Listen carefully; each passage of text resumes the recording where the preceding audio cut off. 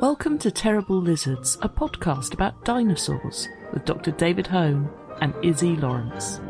On this week's episode, it's the end of the world as we know it. Hello and welcome to episode 6 of Terrible Lizards, series 10 I believe. I am Izzy Lawrence and opposite me on the internet is Dr. Dave Hone from Queen Mary University. There he is, there. Yes. Don't just wave, Dave, say hello. Well, but I thought you were going to finish that sentence from Queen Mary University of London and and then you just stopped and pointed at me, so I didn't know we'd started. Oh, well, I said you were over there and pointed at you, so that is my own fault. But we don't need to talk to you very much today, Dave, because we've got a special guest, don't we? Yes, as we have managed for most of this series so far. Candy, I was slightly shocked when you said episode 6, and then I realised it's June, so yes, it would be. Yes, so we've got someone in today who's a bit unusual in that, obviously, we get dinosaur and reptile people in, and today getting someone who mostly works on fish, but the work that she does on fish directly relates to dinosaurs, believe it or not. In particular, something we keep talking a bit about and everyone always asks about, and I don't really know anything about it, so whenever we say anything, which is the extinction event. And so, yes, we've got Melanie During in. Amazing. Well, I will welcome Melanie During to the podcast. Hello, Melanie. Thank you so much for coming on. Thank you for having me. Well, you are more than welcome, because we're going to talk about death and destruction, two things I absolutely adore. Yeah, they're my favorite subjects. So what got you into talking about how come this extinction event? Why? So I've always been fascinated by extinctions, but there's just something about the end Cretaceous extinction that's so strange compared to the other big four mass extinctions, and that's that you can bring it back to a single event. So most other mass extinctions, they're sort of long-term processes, and sometimes they're extraterrestrial, like supernovae, or sometimes they are on Earth, like massive volcanic episodes. But in the case of the KPG extinction, we can it's like, if that rock didn't hit Earth, it wouldn't have happened. If it didn't hit that location, it wouldn't have happened. And all of these things, all of that up, it means that you can bring this extinction down to one day. And that is just incredibly unique. And in 2017, I've actually spent most of my time, which Dave doesn't know, which makes sense because I've barely published any of this. I've spent most of my time as a student studying early middle Triassic sauropterygians, so actually reptiles. Yeah, but old rubbish ones. I mean, they're not even archosaurs. Oh, come on. Just because they don't have any living ancestors. Come on. But they are incredibly fascinating because after the Permian Triassic extinction, you get this sort of like this empty school board, and then evolution just goes whack. So you get all of these insane marine reptiles, and I was trying to study them and their environment, but it's like 40 meters thick limestone. We don't know if it's 1 million years, if it's 2, if it's 5. We don't even know the duration of what we're staring at. We can't date it. In terms of like resolution in time, there's hardly any knowledge. So I was working on trying to reconstruct that back in 2017. And my conclusions were it was hot. It was uncomfortable, but apparently it was good for sauropterygians. And I can't say anything more. So I was a little bit disappointed in that study. And then I walked into a presentation by Jan Smit. He's a KPG expert. He discovered the iridium anomaly roughly at the same time as Walter Alvarez. If you even check their publication dates, they're 1 month apart. He just discovered it in a different location. And he was slightly delayed because he had it tested at a nuclear reactor. And they thought, whoa, that spike is huge. We probably did something wrong. So a while before he got his data. He was presenting his life work. He was given, this is going to sound so Dutch, de Waterschoot van de Grachtpenning, which is that does sound Dutch Lifetime Achievement Award for geologists. And he was presenting his life's work, so all of his work on the KPG boundary. And then he ended his presentation by introducing us to this new locality called Tanis. And he explained that there were fishes in Tanis. I had never studied fishes before. All I thought was too many bones. But he showed these fishes, and he was showing that these fishes had died with impact materials in their gills. Whoa. So I was coming from this low-resolution study, doing stable isotope geochemistry, trying to reconstruct an environment of a very changing time. And then I suddenly realized that there are fishes that documented the last day of the Cretaceous, the last day of the dinosaurs. So I started looking it up. Fish are ectothermic. They've got bones that don't remodel. oh my God, they have a track record of the last years of the Cretaceous. So he didn't even finish his presentation. I was already drafting an email on my phone, like, can I please study those fishes for my master thesis? Like, hogging it, like, I want dibs, I need to be first. Wasn't even going to wait till he was done. And that worked. So I got to study those fishes. And that's actually, at first it was my master thesis. And eventually I managed to squeeze out a publication from it during my PhD. I think we need, before you carry on any further, to really set things. Because, like, people who listen to this might be like me and think KPG is a tub of peanuts. So why is it called the KPG extinction? That's actually since 2013. It used to be called the KT extinction, so the Cretaceous Tertiary. If you're now wondering, but Cretaceous is spelled with a C, right? The thing is, we had already given the C to the Carboniferous period, so we can't give it to the Cretaceous period as well. So that's why it became the K, which is German for Kreide and Dutch for Krijt.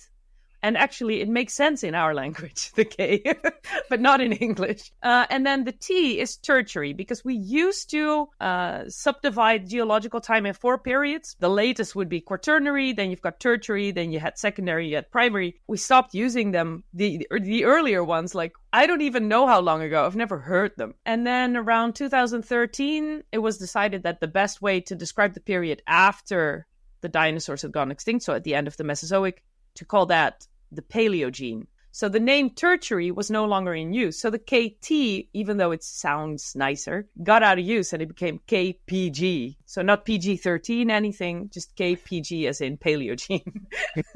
Nice. So if I say KPG, it's sort of synonymous to KT. I just want to point out to Dave, who, is a paleontologist, and unlike geologists, it seems that they're incapable of renaming things, even when they make no sense. Ornithischian, Saurisian.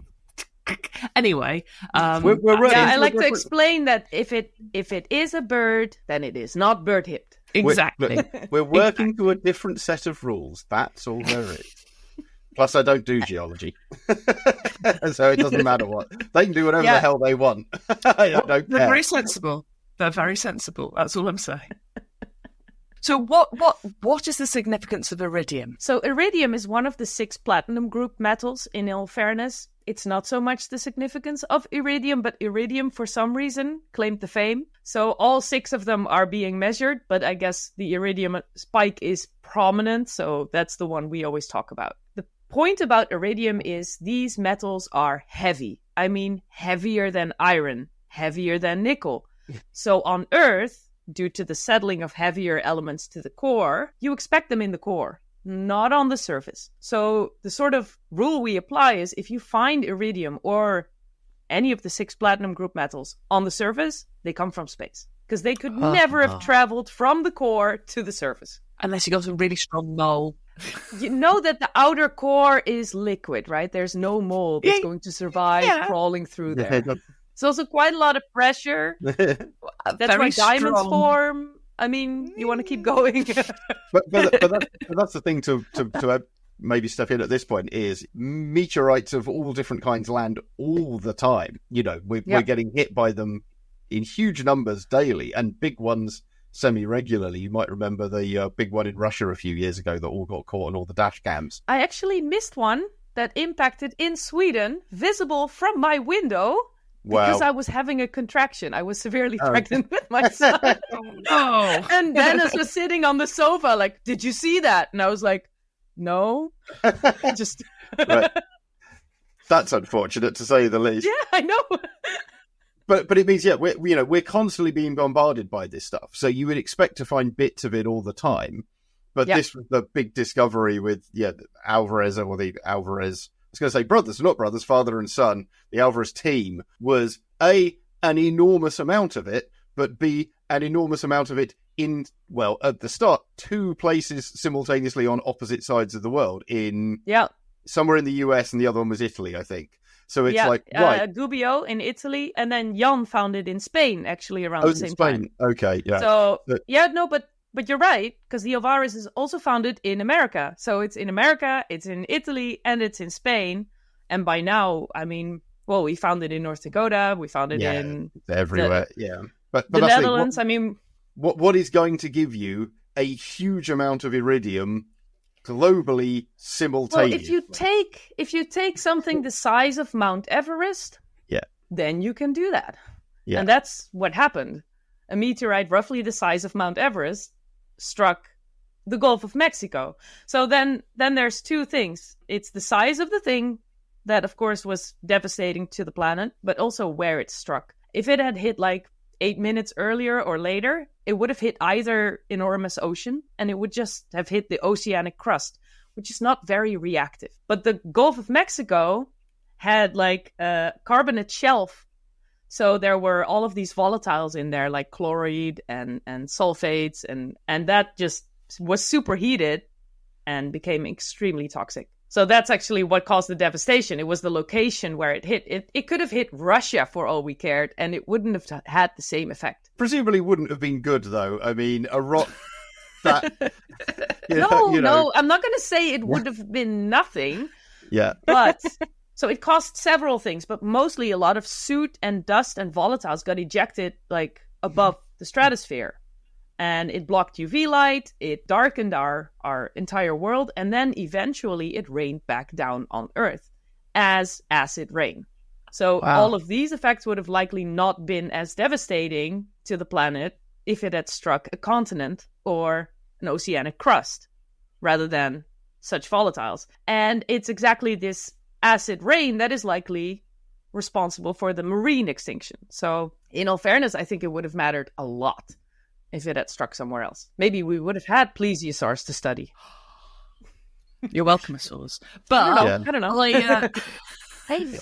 But okay. So you're saying, so if it had struck the ocean, I mean, presumably, though, the tidal waves, the actual impact would have killed a lot of creatures. Oh, yeah. It would have still caused a mass extinction. I'm just not sure if it would have been as massive. Okay. We're now at roughly 3/4 of all species that have gone extinct from this. Could have been less, maybe. I don't know. We're speculating here. When it hit, how long would it have taken for the particles which cause the acid rain, cause the toxicity to come raining down again?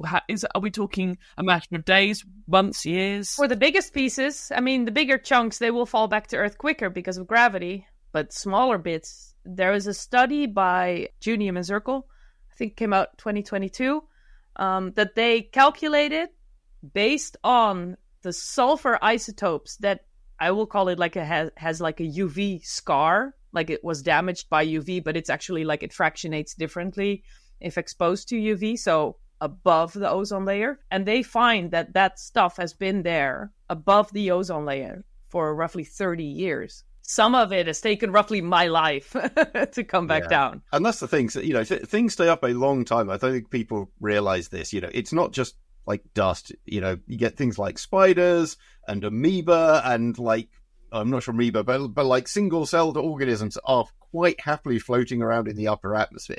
So we're not just talking about molecules. You can have big dust fragments, not even, tiny dots of particulate, but, real millimeter plus size up there. That's a really big particle when you think about it. And the effect of that for then decades, because that's the other side of it. This is not something that, a burrowing animal can just wait out a winter and come back, or crocodiles that sometimes go 2 years without eating can just wait out. It doesn't work like that. No, this is a very, very long story. Yeah. So, and you even tell that with modern contaminants like DDT, that was used against mosquitoes for a very long time. Rachel Carlson wrote a book about that, Silent Spring. DDT is still up in the stratosphere from back then, and from the fact that they're still using it in countries that haven't banned it. We've got the evidence of the iridium. What other evidence do we have of the KPG, not KT, extinction event? What other physical things can we It actually all started with this massive line in the rock that's visible globally. It's like limestone. Like, what the hell happened there? So that's when people started looking into it, even before the discovery of the dinosaurs. So we've got the line in the rock.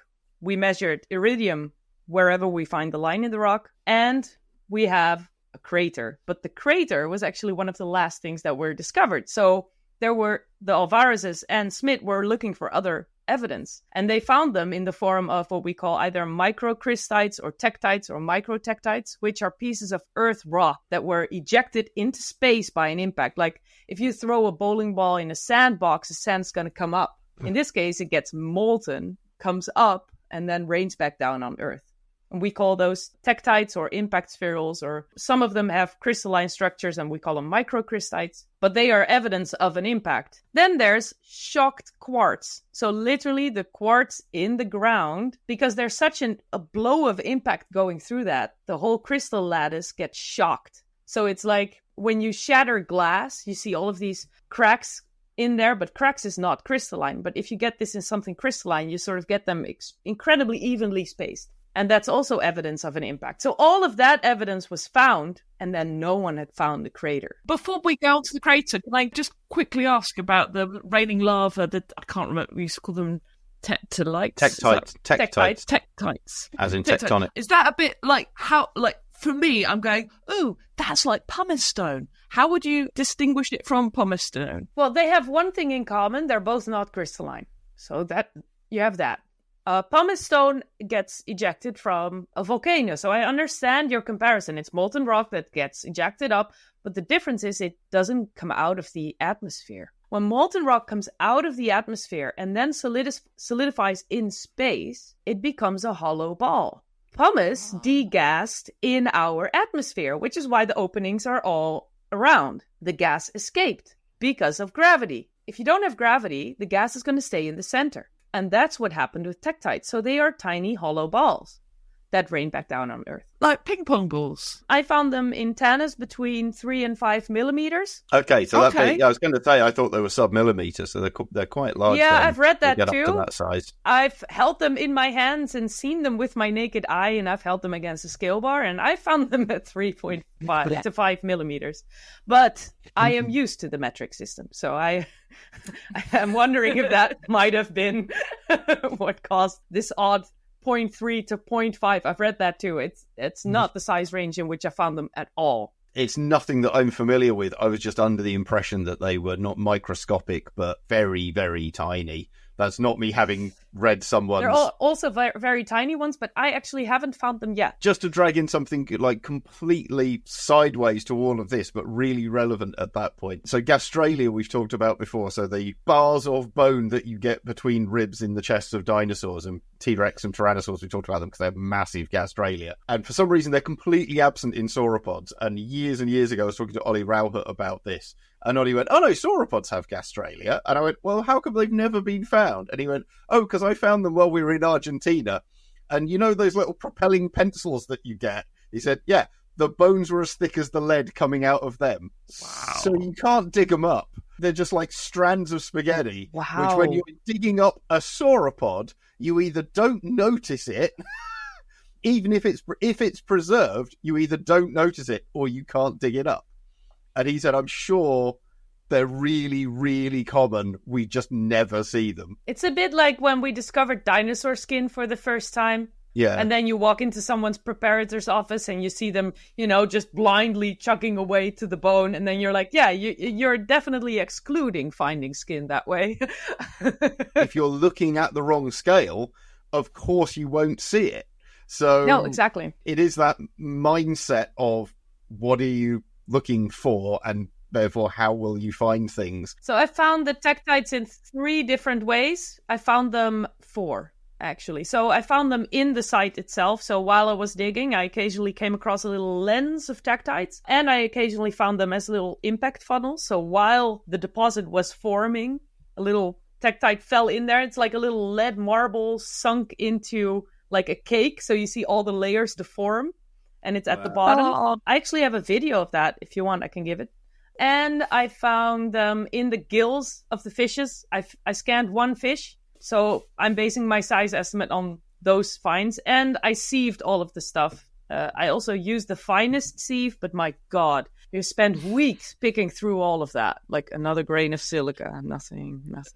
That sounds like the worst job ever, to be fair. Oh, I Just enjoyed trying to it. I find enjoyed them. it, but my eyes do not like microscopes because they're too close together. If you were like a dinosaur, survived this massive shockwave, or how long later would you then have these things raining down on you? Was it all at once, or was it gradually over a period of time? It started the same day, that's for sure. They've calculated that. That's not my job. I'm not a geophysicist, so anyone who has critique on whatever I say next, just know I'm like giving the basic summary of what was given to me. Just with everything that is related to gravity, the heaviest ones, the biggest ones are going to fall first and not furthest. That's pretty much the easiest bit. So the bigger pieces are going to fall first. So probably the 3 to 5 millimeter range fell like within an hour. Wow. Yeah. And some of them could have been on fire, but we're still talking about glass balls. So it's not like lava balls or anything. It's not like it will keep burning forever. It was probably on fire from the friction with the atmosphere. And once it got rid of the friction, it probably killed the fire immediately. So I don't think it would have been as bad as like flaming balls landing on dinosaurs or anything that dramatic. Having said that, the infrared radiation from the impact is probably the biggest problem. And it's the one almost no one ever talks about because it's a bit hard to explain. Infrared radiation is what is the energy released. The best thing, sadly, we can compare it to is the energy released by an atomic bomb. And if you look at footages of what happened in Hiroshima or Nagasaki, these atomic bombs clashed and then people still walked around. They could still scream. They could still cry while their skin melted off of their bones and they slowly died. Simply because that wave had gone through them. And that is not something that you can survive. Now, the meteorite impact has been estimated at like a number so much larger than Hiroshima that it's not even comparable. But this pretty much, there was one paper that summed it up very nicely. If you were an organism on the surface, you were dead. There must be a limit to the sort of like radius from the impact that is true, because there were organisms that did survive. Because, we're here. Well done. But we cannot, to this day, explain why they survived. Ooh. And why the others didn't. I we like cannot that. draw a line in the sand and say they made it, they didn't. We cannot. We've tried to do it. We've tried to do it on body weight, like everything above 25 kilograms. But then why did sharks survive? And turtles and crocodiles. Well, you get little ones. But this I love this reframing of the question. So it's not what killed the dinosaur. It is, why is there life? That's my question. Like, how the hell did anything survive this? And that was also the way I entered this research, actually, because that's something that has always bothered me. It's always worth saying, it's never really been what killed the dinosaurs anyway, because, of course, they are just the poster child for this. Because we lost pterosaurs, we lost the marine reptiles, and we lost so much of even, the familiar some of stuff. us actually love these marine reptiles and care. We had Kirsten Formoso on in series 3 to say how great they were. We covered them in their full. I'm not insulted in general. Right, but that's the thing. It's like everyone focuses on the dinosaurs, and that's what makes. I know hindsight is gloriously 2020, but even the early paleontologists knew this, and therefore it's always been stupid when they went, "Oh, I think it was because the mammals ate their eggs," and you're like, "Really?" And they ate the marine reptile eggs too, did they? Like things like that never made sense even at the time. You knew better than that. You knew this is what that there was a full marine extinction as well. But in all honesty, the lack of communication between the geology and paleontology worldwide was also huge. But like I say, people, not that Cope and Marsh were doing this, but people like that knew the marine reptiles and the terrestrial reptiles went simultaneously. So whenever anyone came up with a hypothesis, it was one or the other. Of was extinction clearly wrong. Was created by marine reptiles. It was Cuvier who described the Mosasaurus for the first time and said, "Holy crap, that doesn't live anymore. Things go extinct." I thought he said that was that the about first mammoths. time. Take this back. Who are these people? What are they saying? Why? Go start again. So Georges Cuvier is pretty much the father of paleontology, as in paleontology taxonomy. So before Georges Cuvier, you had Carl Linnaeus, and Carl Linnaeus decided, okay, we need a system.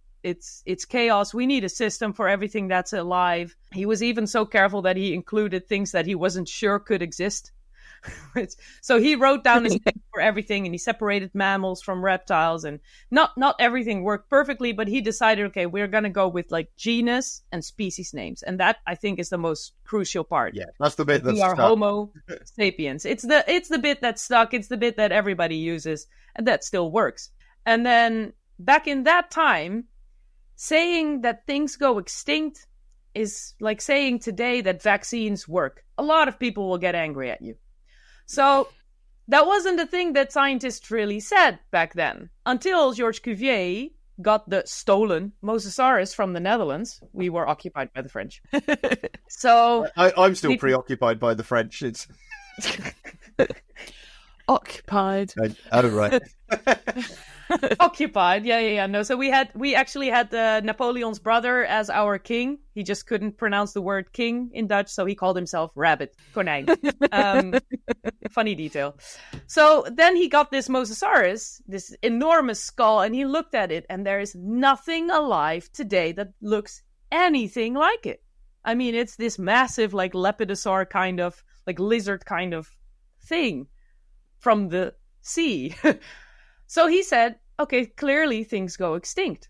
And that was actually around that time that he first published that, and that it became known or accepted. It took a while, actually. I mean, I'm surprised at the start of the 19th century that people didn't just go, oh, they must still be about. We just can't find any living ones, and the sea's full of monsters. It was for a long time, though. I mean, even Nessie is a result of that. Though at first, before all of this, Nessie was sort of referred to as like a serpent type thing. And then after dinosaurs and marine reptiles became known, it started, like, all the depictions of Nessie are starting to slowly become more plesiomorphic, like a plesiosaur shaped. Yeah, it is notable with those things. It's the other one I've seen like that is people talking about UFO sightings, and you look at the report of UFO sightings from the 50s, and the people go, oh yeah, they had these big computers and they were big blocks of lots of little flashing lights everywhere. And then in the 90s, people who are claimed to have been abducted, like, oh yeah, they had these big projector screens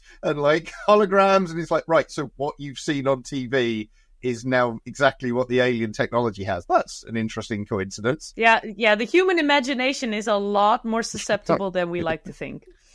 I vote Galaxy Quest. I think it's just the aliens, trying to copy us. That's what that means. That's the most logical explanation. Oh yeah, because we're so good.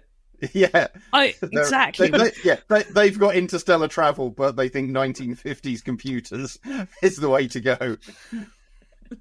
By Grandpa's hammer, water savings. Right. I think we've drifted on topic.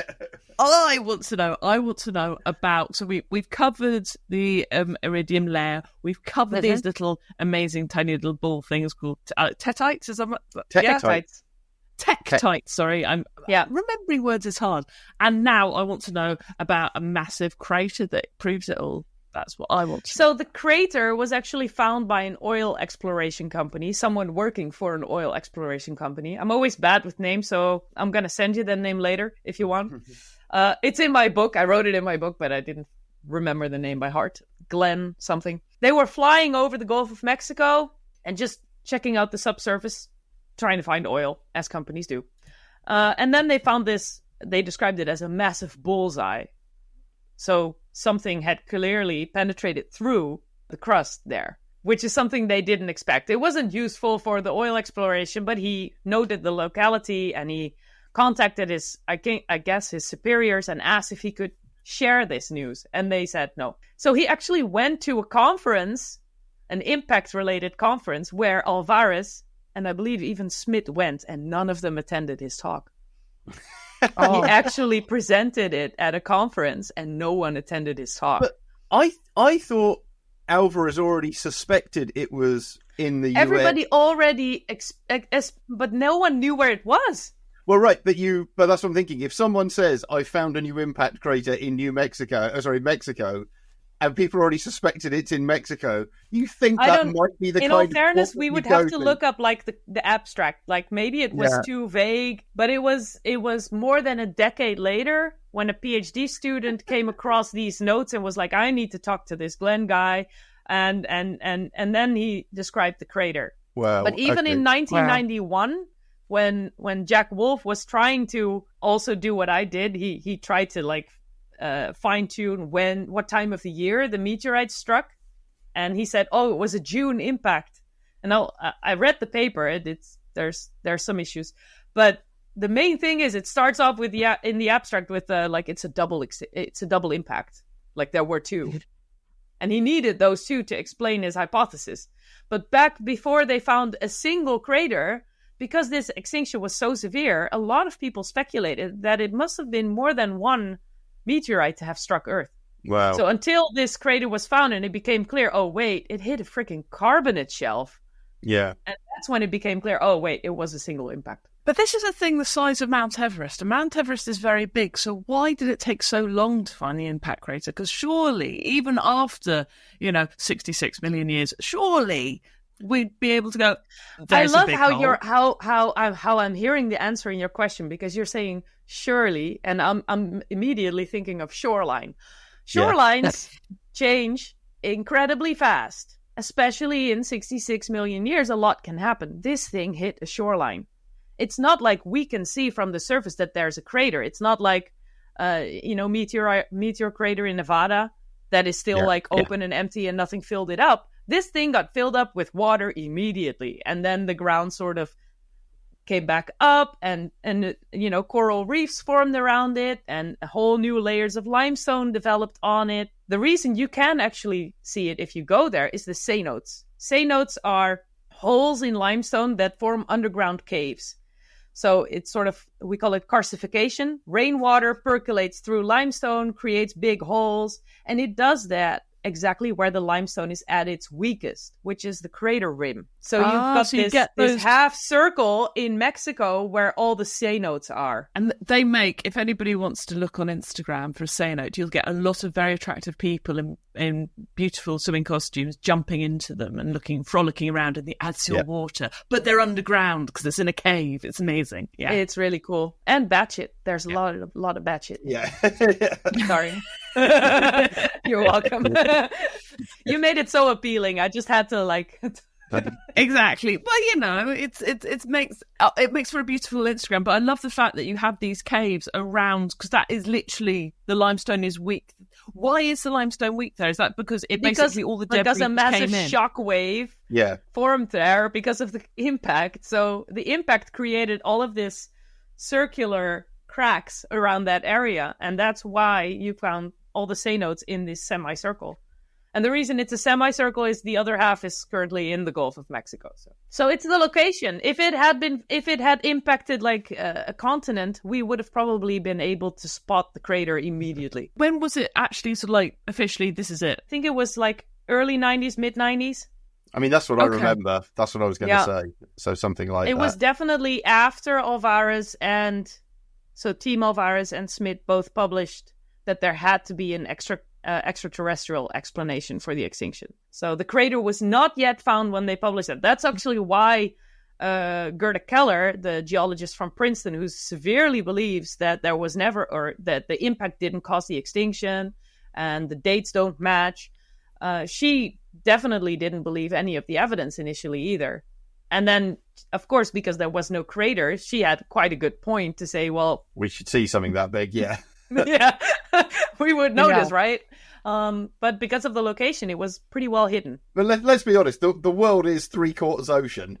There is a very, very good chance it was just in the middle of the sea. And so there's no crater. And I think it was Eugene Shoemaker around that time. He actually said, okay, listen, if you want to create shocked quartz, you need to detonate a bomb or indeed have an impact. So that helped with the evidence. And then, I don't know if you're aware of the Shoemaker-Levy comet. It hit Jupiter in 1994. It was first, I think, detected in 1992 or earlier, I don't know. But it impacted on live television. So before all of this happened, yes, we had craters on the moon. Yes, we knew of meteor crater.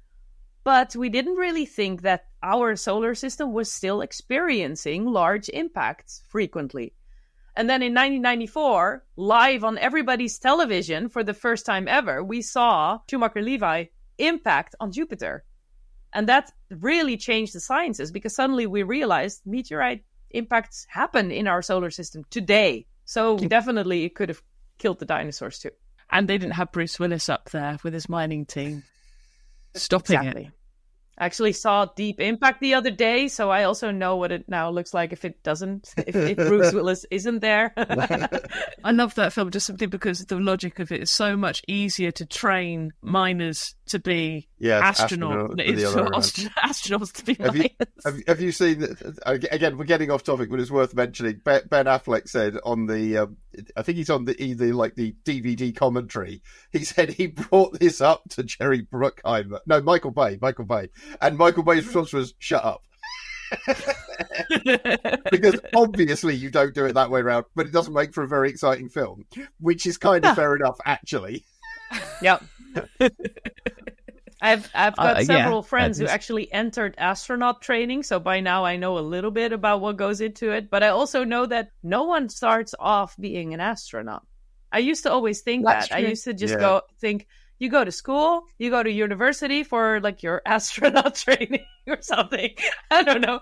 Turns out they're all just specialists in whatever that decide to become an astronaut, which also means that there's this very large amount of people that are both scientists and can fly a plane. Yes. Like they already can fly a plane. Like that's something that they took on as a hobby.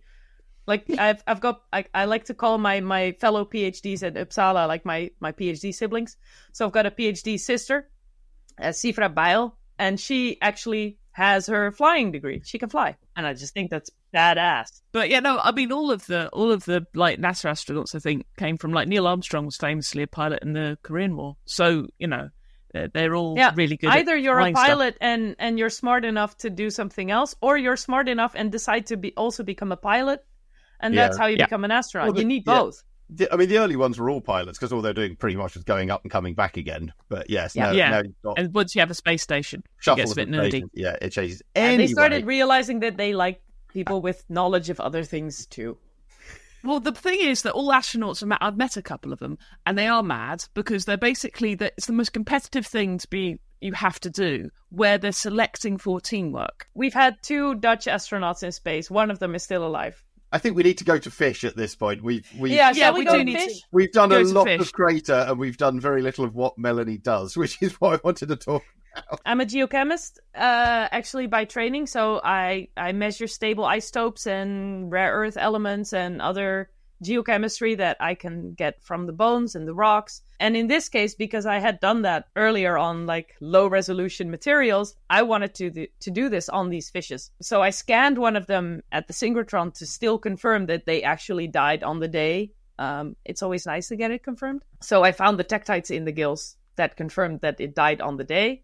And then I took sections from the paddlefish from what we call the dentary, so the lower jaw, and from the sturgeon from like the breast fin spine or the pectoral fin spine. So shoulder fin, whatever you want to call it. So these bones, they continuously grow. These fishes do not have a terminal growth, not like us. I mean, it's good that they didn't live in houses because they would outgrow them. But they do not stop growing. Growth, of course, slows down after skeletal maturity, but that is it. And because this growth does not stop, and it keeps on growing, some of the bones, thankfully, also do not what we call remodel. So if a bone needs to continue growing, like for instance your femur, so your thigh bone, it needs to keep growing until you're mature. What it eventually does is it will take calcium from the center of your bone and then deposit it back on the outside, which means that your earlier growth rings in your bones will be overwritten, will be remodeled, we can no longer read them, we can no longer count them. In these fishes, that is not the case. So that makes my life a lot easier. So I was looking at these bone sections and I was studying them, and I also took like this microscopic drill bit on my thin section of it, and then I just drilled out the growth increment, collect the material for stable isotope analysis. Wow. So this sounds really hard, but I'll explain it to you. First difficult and then easy. I'll do the difficult bit first. So I measured stable oxygen and carbon isotopes. So perhaps you've heard of like carbon-14. That's the unstable one. I did not do that one. I did carbon-13 over 12. Carbon-13 is a heavier, bigger isotope than carbon-12. And because of that, plants and algae that do photosynthesis, they do not prefer carbon-13 to make sugar. It's harder to make sugar of. And they are what we call the basics of the food chain. So they create... Yes, thank you. That was the word I was looking for. So they create the sugar for everyone else to eat, pretty much. So what they do is they use carbon-12 to make sugar, but then carbon-13 sort of lags behind. And what it does is they put that in either their microscopic ooze, like some algae they sort of excrete ooze, and then there's a lot more carbon-13 in there. In plants, they put it in their cell walls, or in other organisms, they put it in their exoskeletons because they can't use it. So they sort of deposit it. This means that everyone that then eats them gets relatively enriched in carbon-13. So the higher you get in the food chain, the more carbon-13 you have. And in the case of these fishes and in an individual life, the more you eat, the more carbon-13 you have. The less you eat, the less carbon-13 you have. Because it sort of has to do with whenever you eat. A bit like, mercury gets more concentrated higher up in the predation. Yeah, exactly. In my book, I actually explain it with bioaccumulation of toxins, for instance, rat poison, killing off birds of prey, because they get so much of it in their system because they eat all of this prey that was killed with the poison. And then the other isotope, so oxygen 18/16, if you're now thinking, where's 17? Yeah, it's almost immeasurably small, so we ignore it, but it exists. Oxygen 16 is a lot lighter. So if there's a lot of evaporation, oxygen 16 will go up first before oxygen 18, which is heavier. If there's a lot of rain, then oxygen 18 will rain down quicker than oxygen 16. So in the case of an individual fish, this one tells you more about migration into different waters and not so much diet. So I measured all of these, and then I looked also at the histology. So at how, at a cellular level, these bones grew. And I knew nothing of this. So I had to harass everyone I knew who did histology so I could learn. Literally, even at the synchrotron in Grenoble, so at the particle accelerator where I was scanning these things, I clung on to Sophie Sanchez, please teach me this. She is my co-author for a reason. She taught me well. And then you start to look at how bones grow. So, for instance, a fish, but also other animals, if they grow, they make bone cells or osteocytes. Osteocyte lacunae is what we see in the bones when they fossilize. So they make osteocytes. So if they grow a little bit, they will make a few not too big osteocytes. If they grow a lot, like peak feeding, then they will grow many and bigger osteocytes. If growth slows down, like there's not so much food anymore, then you get lamellar growth. So you see these laminar lines following each other perpendicularly. And then it just stops if there's no food. And then in spring, they start growing again. And then first they deposit what we know as a line of arrested growth. We call it a lag sometimes. That's deposited when they start eating again. And so what we do is we read those bones. We see a line of arrested growth. We see some sparse osteocytes. Then we see them get bigger. Then we see the lamellar growth. And then we see line of arrested growth and then the new growth season again. And that's a year in a fish. And in the stable carbon isotopes, we see a slight peak, or a slight increase in carbon-13 in, for instance, spring. When they start eating, they start growing. And then they see a peak at summer when there's a lot of osteocytes and a lot of big ones. And then when growth slows down, you get the lamellar growth, and then also carbon-13 drops. And then winter happens and there's almost nothing. So this is what I combined to find the season. So over series of years, like 7 or 8 in 6 fishes, I saw this trend in the osteocytes. So you see that over years, you see it grow and come down and come up and come down and come up and come down. Some years are better. Some had a dip in the middle. But that's the trend that I saw. And my stable isotope records could confirm that if they didn't all fail. All but one. All but one. Because it Wow. turns out it's incredibly hard to drill out enough material to do an analyses. So all of them had too low amplitudes, and then we just discard them because they're not reliable. And finally, the lab techs at the VU in Amsterdam, they decided to install what we call a cold trap, which is nothing but a canister of liquid nitrogen that it goes through to just cool it off so we can get more analyses from less material.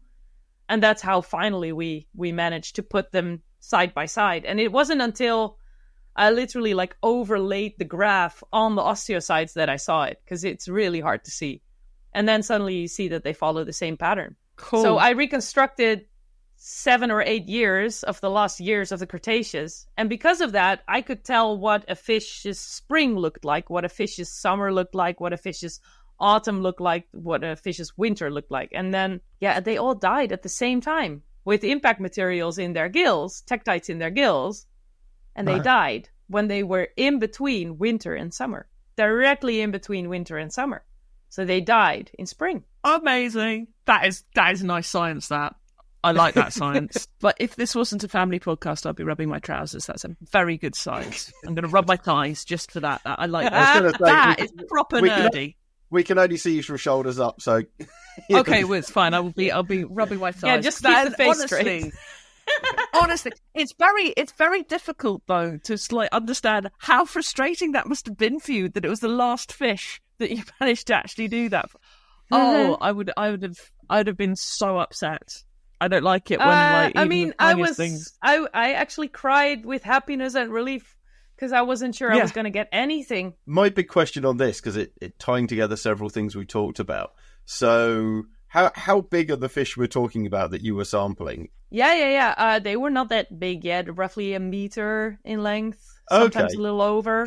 Because where I'm going with this is the size of those spherules, because again, I'd assumed that they were absolutely tiny, and you're talking about 3 to 5 mil. Now that's interesting because gills aren't usually set up to trap things that big, and that would be pretty... Gills are also different than the modern paddlefishes. So the gills of the modern paddlefishes, they've got these very long filamental structures on them. It's like hairs almost. I don't see that in these paddlefishes at all. Maybe there are some soft tissues missing, so I'm not excluding the possibility for them, but I'm finding tiny little loop structures. I guess where I'm really going with this is, are those spherules getting trapped on the gills because the fish are actively swimming around with that stuff in the water, or were they already dead from the general impact heat blast, and then they're just floating around as corpses, and because gills are really good at trapping stuff, that's why they're catching this? The main reason I'm going to say no, and I'll show you the video, it's in my paper as well, is that you can see that there's a real flow pattern in where the tektites are located in the gills. They are not randomly spread throughout the gills. They are in the center of the gill slit.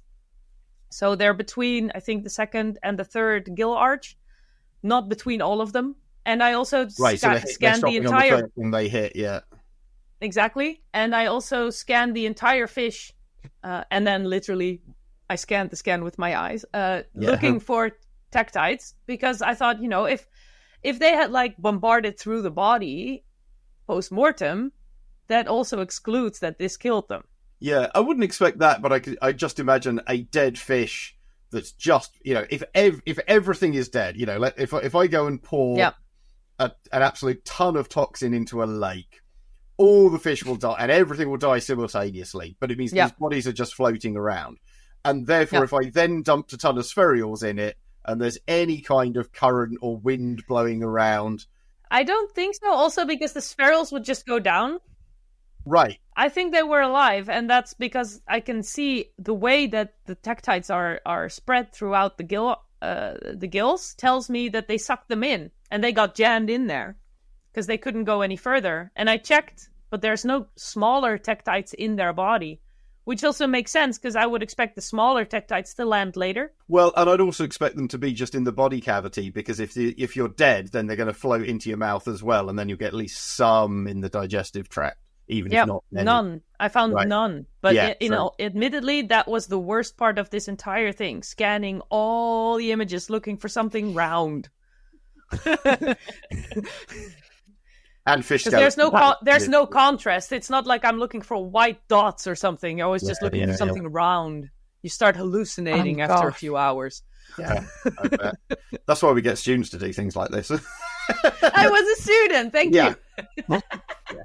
Yeah. There's a reason academics are like, no, I've done, that's your hazing. I've done my time of this. It's someone else's turn. You go and accumulate this tedious data set. Rather than me. I have friends in archaeology who spend their time collecting tiny little scraps of metal that have fallen from furnaces and labeling them. Yeah. So but this sounds worse. I just came out of the field and I just collected like tons and tons of material from 3 different localities that have a boundary, trying to find a similar site, and I am about to start picking it, unless I get an email from a student asking for a project. This is the sort of thing we should be using AI for. But again, paleontology is the 5th level down of where this sort of stuff... I am actually developing AI for this, but then for the scanning bit. Now, right at the start of this, Melanie, Dave mentioned that you have a book possibly coming out in English, or is in the process of coming out, or has come out. I am translating it to English, but I will have to disappoint you ever so slightly, because I want to change my book a little bit. Don't get me wrong, but the British market, but also the American market, are neither of them are waiting on a general dinosaur book.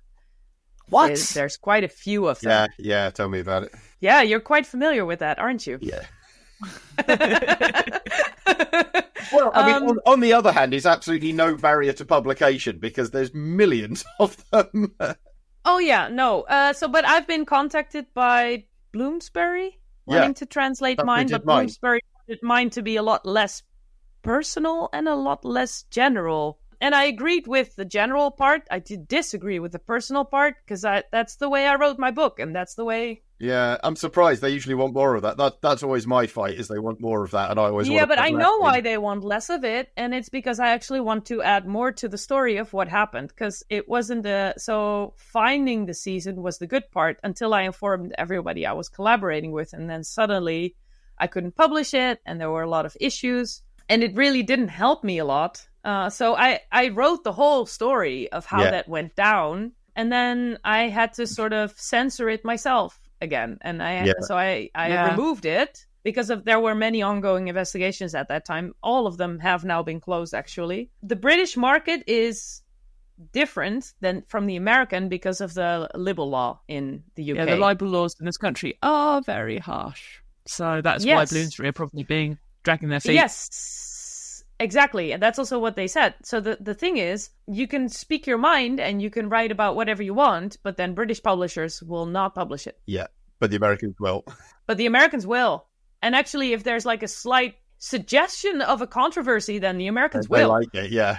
Yeah, I love it. I'm looking for an American publisher at the moment. I've almost finished writing the story, and it will be titled The Lost Spring of the Dinosaurs. Before we go, how can people find you on the internet and follow you and like your stuff? I'm actually at Melanie During pretty much everywhere. In all fairness, before my paper came out, you could not Google me. I was just one of the Spice Girls during something.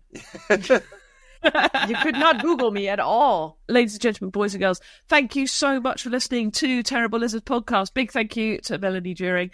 Do check out her social medias and stuff. I hope we impacted you. There we go. That's okay. PG. I like extinction. Pun there. There we go. I hope you enjoyed that. Until next week, at the end of each show, Melanie, because it pleases our patrons, what we do is we do a nice big dinosaur roar. You can choose to do any sort of dinosaur noise you like. We mainly do it because it annoys Dave and it's fun.